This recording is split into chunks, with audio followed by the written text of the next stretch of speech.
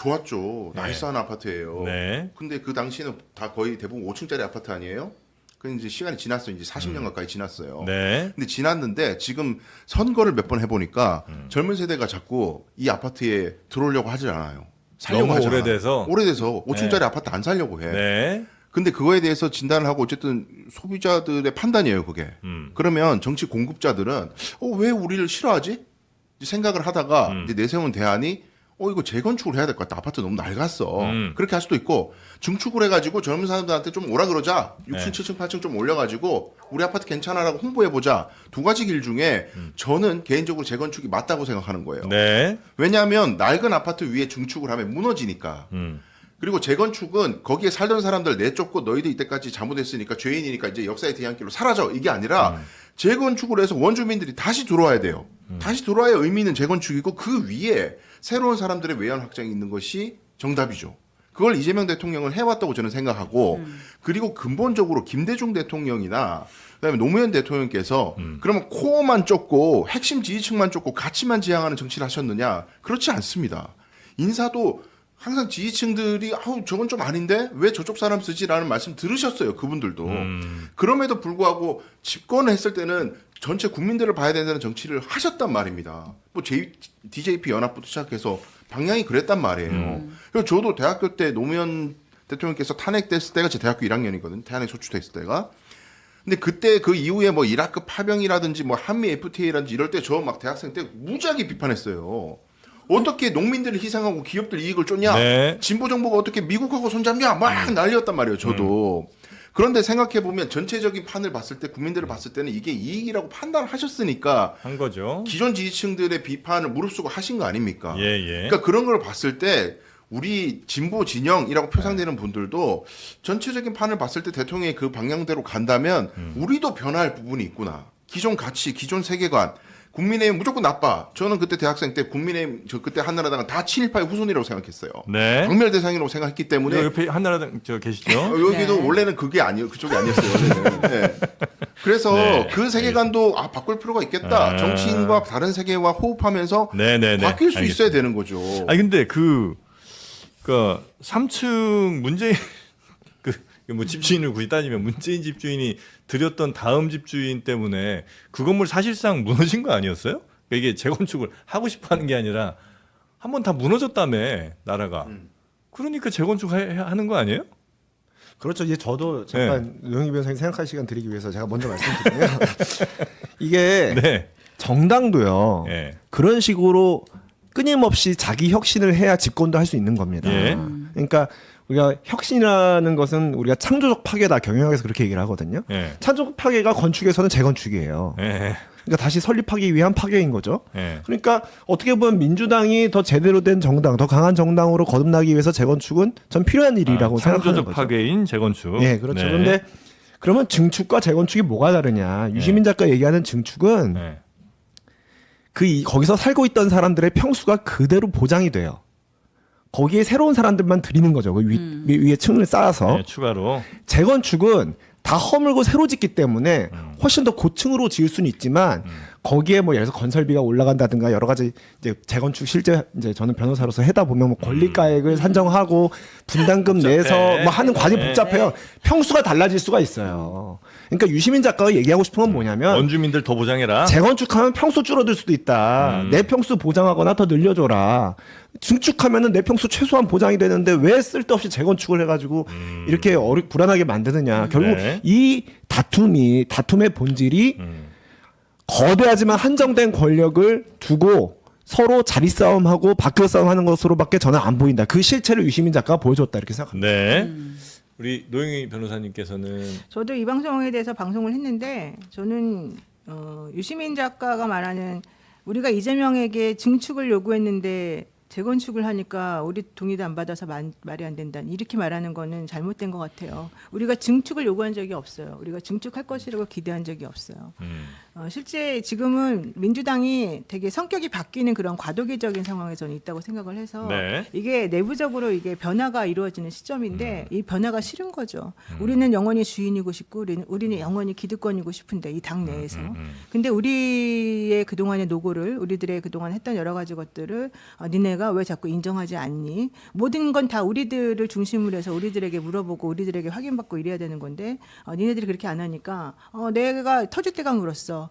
난 이거는 못 받아들이겠다. 이렇게 말하는 것처럼 들려요. 네네. 그러니까 이게 바로 결과적으로는 민주당의 저는 제일 나쁜 점이 텃세라고 생각하는데 이 텃세가 사실은 되게 심해요. 민주당이 국민의힘보다 훨씬 더 심하다고 제가 알고 있는데 진짜 이 텃세의 중심 그러니까 뭐라고 하냐면 이재명 너도 우리가 임명해 준 사람일 뿐이야. 너는 우리의 본류가 아니었어. 그러니까 우리가 허락해 준 사람 같은 예, 그런 뉘앙스였죠. 그런 얘기로 그런데 우리 코어 지지층이라고 하는 사람들은 너하고 질이 달라. 너는 나중에 들어왔지. 우리는 초창기부터 이 안에서 우리들이 계속해서 해왔던 사람들이한테 이 얘기를 계속 하고 싶었던 것 같고 네. 특히 이게 왜 문제가 되냐면 민주당은 운동권 중심의 그 선민의식을 가지고 있는 사람들이 그동안에 계속해서 이 당 내에서의 권력을 좌지우지 해왔었어요.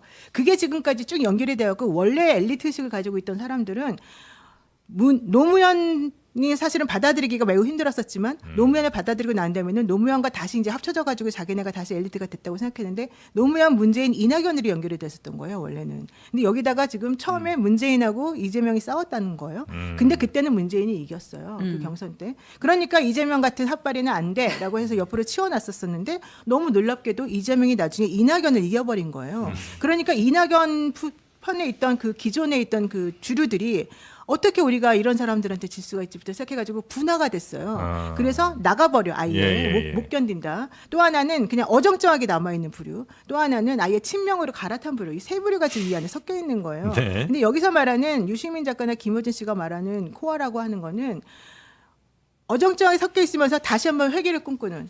왜냐하면 이재명은 지금 후계자가 없기 때문에. 그래서 지금 저는 그게 지금 현재의 이 기득권 싸움 내지는 자기네들의 헤게모니 싸움으로 지금 여기서부터 이 고삐를 놓지 않으려고 하는 그런 마음이라고 생각해요. 벌써 이재명 다음 그러니까 포스트 이재명을, 포스트 이재명을 생각하는 그들은 거죠. 생각하고 있다. 네, 그리고 다시 그 예전의 친문 세력들이 사실 지금 죽어 지내고 있지만 우리들의 영광을 다시 찾을 수 있도록 다시 한번 내가 발돋움할 때는 지금 타임밖에 없다 생각하는 것 같아요. 근데 문제는 그렇게 해가지고 사실 되지 않아요. 그분들이 생각하는 그 진영의 후계자는 조국. 그렇죠. 예. 바로 그렇죠. 그거죠. 그렇죠. 근데 이번에 다 이제 많이들 느끼셨겠지만 조국이 그럼 과연 그 후계자감으로 타당했느냐 네. 이 부분에 대해서는 동의하지 않은 사람들이 많아졌기 때문에 그것 때문에 그분들도 사실은 내부적으로는 조금 아닌데 이런 생각 가지면서 그래도 끝까지 한번 우리들이 잘 옆에서 하면 돼 이런 생각 가지고 있는 것 같더라고요. 아닌데 왜 해요? 그게 아까 저번에 말했듯이 유시민 작가가 내가 그때 문재인 대통령과 조국 장관 임명 당시에 통화를 하면서 뭐 어쩌고 내가 그때 미안하게 했어 이게 하나가 있어요. 사적인 부채. 또 하나 김어준 씨는 내가 알기로는 그거가 있는 것 같아요. 조민양이 그때 자기 네. 방송 나와가지고 뉴스공장 나와가지고 사실은 그 방송한 이후에 예. 망했다고 생각하는 거야. 그러니까 망했다기보다는 이제 뭐 의전원에서도 쫓겨나게 되고 여러 가지 일련의 어려움을 겪었잖아요. 그거에 대한 책임감을 좀 갖고 있는 거예요. 그러니까 유시민 전 장관은 조국 씨에 대해서 굉장히 부채의식이 있고 김어준 씨는 조민한테 또 그러니까 이제 그거는 개인적으로 그냥 약간 축소시켜서 말한 거고 아. 이제 전체적으로는 그래도 이 전체적인 그림 속에서 나의 역할이라고 하는 걸 생각하면서 저는 그런 것들에 대해서 미안함과 원래 정통에 대한 생각과 이런 것들이 있는 것 같아요. 그러니까 그분들이 그렇게 안 뛰었으면 그렇게 뭐 그분들이 이야기하는 뭐 멸문지화를 당하지 않았을 것 같은데 그래서 김건희 씨가 얘기한 거잖아요. 뭐를요? 김건희 너무 씨가 네. 조국을 너무 그때 유튜버들이 띄워줬어. 김어준 등등등이 너무 띄워줬어. 이러면서 오히려 내부 안에 적은 다 내 적은 오히려 내부에 있어. 바깥에 있는 게 아니야. 이런 말을 아주 유명한 말을 했어요. 그러니까 지금 우리는 그 위기의식이 없다는 게 가장 문제인 것 같은데 민주당이? 예, 민주당이요. 예. 그 지금 건물을 재건축을 하지 않으면 타이에 의해서 이 건물이 무너지기 직전이다. 이 건물은 우리가 허물고 새로 지으면 좋은 아파트가 생길 수 있지만 네. 그냥 철거될 위기에 있다라는 위기의식이 전혀 없는 것 같아요. 생각보다 이렇게 튼튼한 아파트 아니라는 거죠? 그렇죠. 낡아 네. 있고 몹시 낡아 있고 소비자들에게 외면받고 있다는 생각을 못 하는 거예요. 음. 그걸 지적을 하면은 우리가 어때서 과거를 몰라 여기 아파트가 얼마나 유서 깊은지 알아? 이렇게 접근하니까 20, 30대들이 다 도망가는 거예요. 근데 그 자기 진단을 전혀 하지 못하고 우리 아파트는 아주 훌륭한 사람들이 지은 거야. 사람 메시지만 자꾸 내니까 그러면 다음 정권 뺏기면 그 무슨 의미가 있냐. 지금까지 해왔던 개혁들 네. 검찰 개혁이 됐든 언론 개혁이 됐든 정권 뺏겨서 정권 주체가 바뀌고 국회가 또 다수석이 바뀌어서 법을 바꿔버리면 다 원위치 되는 거 아니에요. 왜 이리 긴 호흡을 생각하지 못하고 네. 절대로 정권이 바뀔 리가 없다고 상정하는지 이해를 할 수가 없어요. 이 네. 세계관을. 또 유시민 작가를 비판하는 논리가 뭐냐면 대통령의 중도 확장 정책이라고 합시다. 또는 중도 통합적인 생각. 이거에 대해서 왜 반대하느냐라고 얘기를 하는 반론이 있어요. 그걸 누가 반대? 그러니까 이건 아니거든요. 명백히. 누가 반대를? 그래서 증축 얘기를 한 거 아니에요. 그렇지. 증축을 누가 반대하냐. 맞아요. 근데 그거를 그렇게 갖다 붙여서 아니 그게 무슨 말이냐라고 하니까 아니 거기서 용역 철거 이런 얘기를 해버리면 다른 사람들이 마음이 상해서 그게 확장이 되겠냐 이렇게 얘기를 해요. 근데 그거는 용역 철거는 그런 말하자면 말도 안 되는 논리와 근거를 가지고 억지 말을 부리면서 그걸 비평에 탈을 쓰고 하는 거를 지적하는 거지. 네. 누가 그거를 대통령 지지하는 사람들을 다 용역 반원이라고 했습니까? 근데 그거를 앞으로 이제 그런 용어가 여러 군데에서 좀 오남용되지 않겠느냐 하는 걱정까지는 이해를 하겠는데 네. 그 의도까지도 그렇게 의도는 하는 그게 거는 아니었지. 네. 그러니까 유시민 작가 그때 발언 그 증축 건축에 비해서 건축에 굉장히 관심이 많으신가 봐. 그러면 많이 비유를 하더라고요. 그 부분 한번 좀 들어보시죠 먼저. 이재명 대통령이 되는 과정에서 열렬히 지켜주고 응원했던 사람들이 원했던 것은 증축이었어요. 3층 집인데 한 층 더 올리는 거예요. 중도 보수 쪽으로 가서.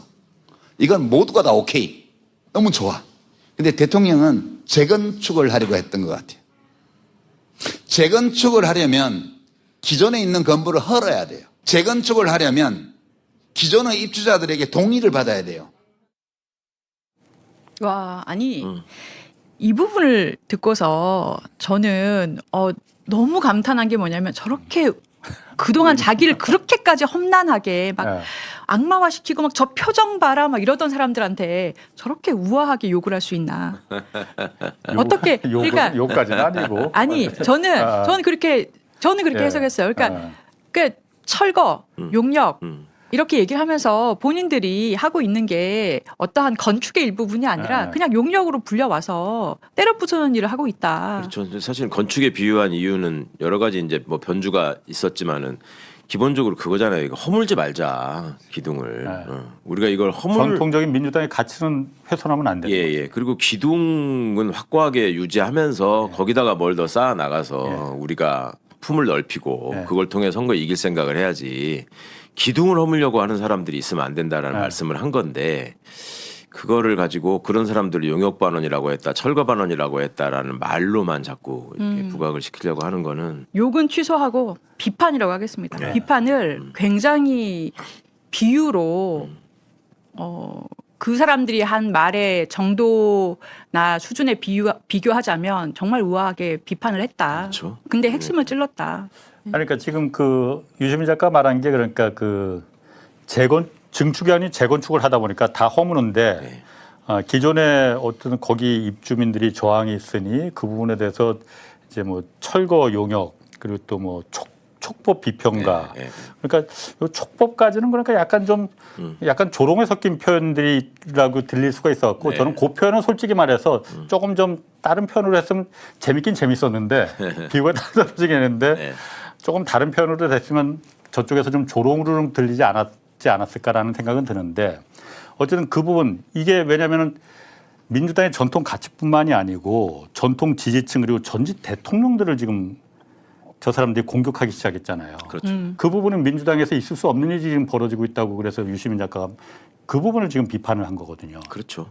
2층, 3층 집에다가 한 층 더 올리는 증축을 생각했다라고 말씀하신 이유가 그거죠. 우리가 층층이 쌓아온 김대중 대통령 1층, 노무현 2층, 문재인 3층 이거를 얘기하는 건데 지금 3층을 때려부시고 4층을 지을 수는 없는 거 아니냐 이 말씀인 거고 사실은 저 용역 비평가 촉법 비평가 이 말은 저 표현을 가지고 지나치다라고 얘기하시는 분이 있을 수 있다고 생각해요. 그렇지만 저거에 담긴 뜻은 아까 조 변호사님 말씀하셨지만 저들이 하는 그런 어떤 언어 폭력이나 그런 그 그 혐오의 또는 경멸의 조롱의 언어 이거에 비하면 굉장히 정제된 그런 많이 참으신 거라고 생각하고 또 이거를 그 저런 얘기를 듣고 긁히지 않으면 돼요.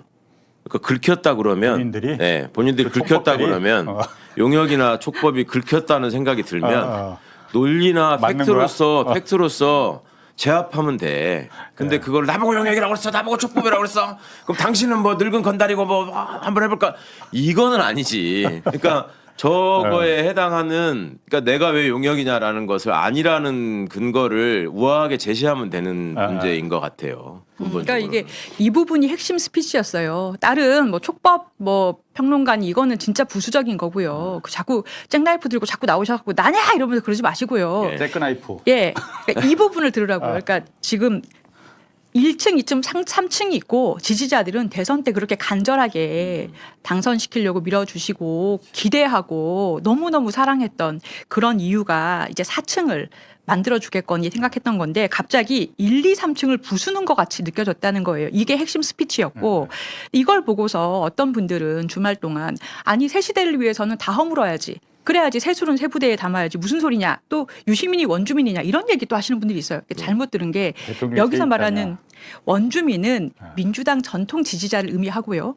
그죠? 그 원주민들에게 어디까지 건축을 하겠습니다라는 그 원주민에 의해서 당선되신 그 대리인으로 지금 설계하실 분은 설계하고 지으실 분은 당연히 동의를 받아야 되는 거잖아요. 근데 그러면은 지금 여기서 뭐를 철거를 지금 당하고 있느냐 제가 해석했을 때는 민주당의 핵심 가치예요. 그러니까 이게 개파나 사람을 솎아내자 이런 차원의 얘기가 아니라 핵심 가치가 있는데 저는 그게 서생의 문제의식과 상인의 현실 감각이라고 생각하고 있거든요. 김대중 선수. 그렇죠. 민주당은 진보 정당들하고도 약간 다르고요. 네. 보수 정당하고도 다른 것이 양쪽에 두 발로 서생의 문제의식과 상인의 현실 감각으로 같이 가는 정당이란 말이에요. 예. 근데 여기서 기존 지지자들이 원주민들이 느낄 때는 이 두 개를 같이 해주실 분인 줄 알고 믿고 있는데 갑자기 서생의 문제의식이라고 느껴지는 쪽을 부수는 것처럼 느껴졌다는 거예요. 이게 두 가지 징표가 있었는데 하나는 그러한 문제의식을 확고하게 추진했던 대통령, 문재인 대통령 갑자기 악마화가 시작이 됐는데 이거에 대해서 가타부타 제재한다든가 그런 게 없고 오히려 그렇게 악마화하는 사람들이 중요한 자리에 간다든가 무슨 자리를 받는다든가 거기에 대표 스피커처럼 계속해서 등용된다든가 이런 것을 보면서 문과 3점. 네. 문과 3점. 이걸 보면서 문재인을 자꾸 비난하고 조롱하고 악마화하네? 근데 아무도 안 말려? 왜 저러는 거야? 여기서 문제의식을 느낀 거예요. 검찰개혁, 언론개혁, 부동산개혁 얘기했던 우리의 전직 대통령을 왜 이렇게 함부로 대하는 거지?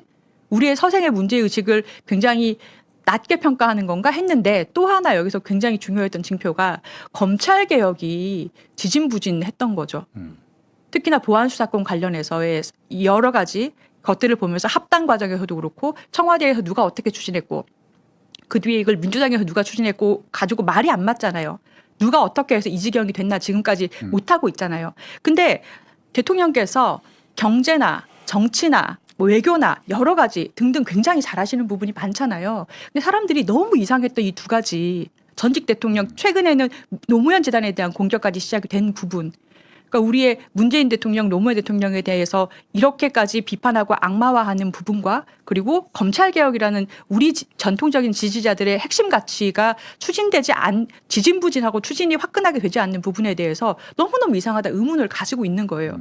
근데 이 점에 대해서 저는 유시민 작가가 이래저래 저는 나름대로의 분석을 많이 하셨을 거라고 봅니다. 그 원인을 미리 나서서 지금 철거를 하는 것 같다. 증축인 줄 알았는데 다 철거당하기 전에 지금 얘기해야 된다. 그래서 나선 거라고 봐요. 유시민 작가가 이상하다고 생각했던 게 작년 가을 시점이라고 했거든요. 네. 그 검찰 개혁을 정부가 추진하겠다고 TF로 가져갈 때 검찰 개혁 추진단이 설립이 됐잖아요. 이게 입법 사안인데 정부가 가져갈 때 그때부터 이상하게 느껴지기 시작했다. 그렇게 얘기를 했었거든요. 그렇죠. 네.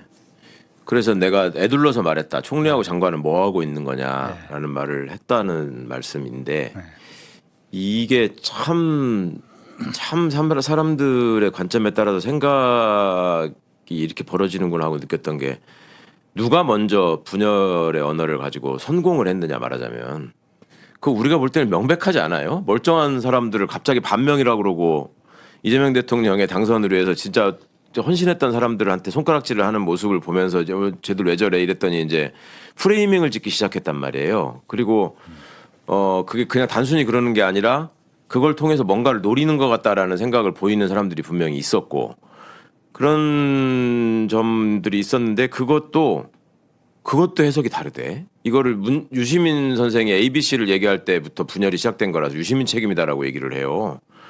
그건 또 뭔 소리냐 그랬더니 그런 요즘 말로 전부터 그러니까 그 분열은 이미 그러니까요. 요즘 말하는 용어로 무슨 하바리 유튜버라고 하더만 그런 사람들이 하는 얘기와 유시민이 하는 얘기와 표현이 그게 같냐? 영향과 파장이 그러니까 그런 사람들이 하는 거야 그냥 쓸데없는 잡소리로 치부될 수 있지만 유시민이 얘기하는 순간 그거는 저거가 되는 거다라고 하면서 그러니까 유시민의 영향력이 줄어든다고 하면서 유시민의 영향력을 또 인정하는 모순이 이제 자꾸 생기는 거야 말하다가 보면. 그러니까 그 유튜버들은 그러니까 이제 유시민 김어준의 시대는 최강호의 시대는 끝났어. 예. 이 올드 세대는 이제 다 없어져야 돼. 이렇게 주장을 하는 거잖아요. 네. 그러니까 뭐 그게 그 사람들은 맞다고 하는데 제가 봤을 때는 그럼 그 빈 공간을 누가 채우겠다는 거야. 유시민 작가도 그 얘기를 했거든요. 예. 그건 김어준이 얘기했구나. 40년 유시민 작가가 걸렸다고. 40년을 걸려서 이 공간을 채운 건데 40년을 한꺼번에 그럼 부정하고 없애버리면은 거기를 누가 채우겠느냐. 그러니까 백보를 양보해서 유시민 무슨 조국 김어준 저는 뭐 급은 안 되지만 저까지 친다고 했을 때 소위 그 86세대는 이제 그만 좀 시끄럽게 하고 물러나라. 뭐 그것까지는 그래도 아니 뭐 그런 얘기 할 수 있지라고 할 수 있어요.